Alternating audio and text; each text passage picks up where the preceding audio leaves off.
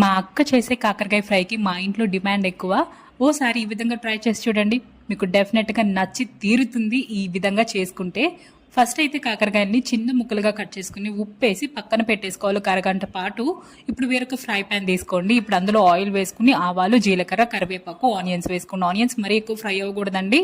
ఇప్పుడు ఇందులో సన్నగా కట్ చేసుకున్న కాకరకాయ ముక్కలు కూడా వేసుకుని చక్కగా మనం మూత పెట్టేసి లో టు మీడియం ఫ్లేమ్లోనే మగ్గించుకుంటూ ఉండాలి. ఇప్పుడు మిక్సీ జార్ తీసుకుని అందులో కారం, ఉప్పు, జీలకర్ర, అలాగే వెల్లుల్లిపాయలు, కొంచెం కన్సిస్టెన్సీ కోసం అని చెప్పేసి పుట్నాలు కూడా వేస్తున్నానండి. ఇవి పౌడర్ అయితే చేసుకోవాలి. ఇప్పుడు మూత తీసి లో టు మీడియం ఫ్లేమ్లోనే మనం కాకరకాయ ముక్కల్ని చక్కగా ఫ్రై చేసుకోవాలి. లాస్ట్లో మనం మిక్సీ జార్లో వేసుకుని పౌడర్ వేసి ఒక 1 మినిట్ పాటు సార్ట్ అవుట్ చేసుకుని స్టవ్ ఆఫ్ చేసి లాస్ట్లో ఒక 1 స్పూన్ షుగర్ వేసుకున్నాం అనుకోండి, ఆ చిరు చేదు ఏదైనా ఉన్నా కూడా కట్ అయిపోతుంది. తప్పకుండా ఇలా ట్రై చేసి చూడండి.